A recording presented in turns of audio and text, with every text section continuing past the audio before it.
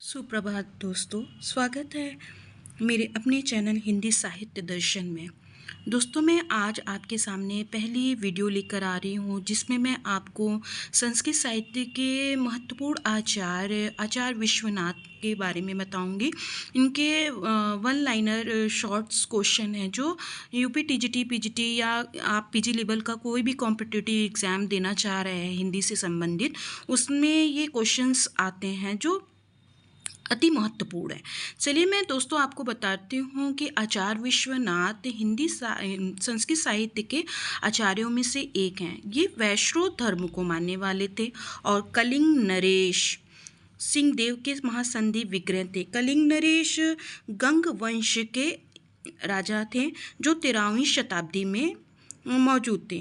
और कोणार्क मंदिर जो है इसी समय कोणार्क का जो सूर्य मंदिर है इसी समय ये निर्मित हुआ था। इनका अगर रचना देखा जाए, साहित्य दर्पण जो प्रमुख ग्रंथ है, इनकी साहित्य दर्पण जो ग्रंथ है ये एक महत्वपूर्ण ग्रंथ है। इसमें 10 परिच्छेद हैं, यानी कि 10 परिच्छेदों में ये अलग एक परिच्छेद में अलग चीज़ों को बताया है उन्होंने, दूसरे में दूसरा बताया है। इसमें इस साहित्य दर्पण में एक ही स्थान पे नाटक एवं काव्य का विवेचन किया गया। वैसे तो नाटक और काव्य अलग अलग होते हैं, लेकिन इस साहित्य दर्पण में उन्होंने नाटक एवं काव्य का विवेचन जो है एक ही जगह किया है।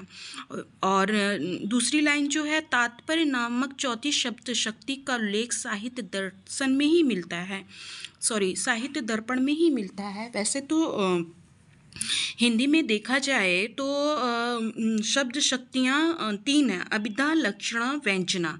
लेकिन आचार्य विश्वनाथ ने चौथी शब्द शक्ति का उल्लेख अपने साहित्य दर्पण में किया है।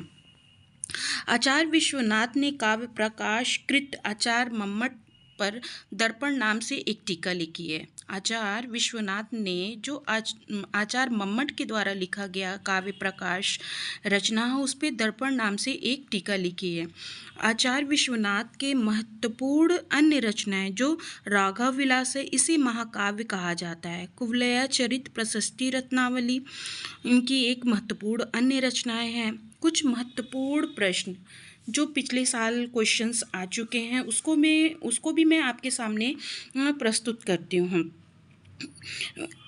रसो व सा को अपनी परिचर्चा में किस आचार्य ने सम्मिलित किया है? इसका आंसर जो होगा वो आचार्य विश्वनाथ ही होगा। रसात्मक वाक्य ही काव्य है की परिभाषा आचार्य विश्वनाथ ने दिया है। वाक्य रसात्मक काव्यम परिभाषा की प्रस्तोता जो है वो आचार्य विश्वनाथ हैं। रसा कर सका दोसा उक्ति किस आचार्य की परिभाषा है? ये भी आचार्य विश्वनाथ की है। वक्रोक्ति के विरोधी आचार्य जो माने जाते हैं आचार्य विश्वनाथ माने जाते हैं। जैसे कि पहला क्वेश्चन आप देख रहे हैं, रसो व सा को अपनी परिचर्चा में किस आचार्य ने सम्मिलित किया था? वो जीआईसी के क्वेश्चन में 2012 में आया था। वहीं आप दूसरा क्वेश्चन अगर आप देखेंगे वो केवीएस पीजीटी में आया था। जो पूर्व ईयर के क्वेश्चन उसको भी मैंने आपके सामने प्रस्तुत किया है। दोस्तों, आप बताइए प्लीज़ कि आपको ये वीडियो कैसी लगी, ये क्वेश्चंस कैसे लगे, कमेंट करके ज़रूर बताएं आप।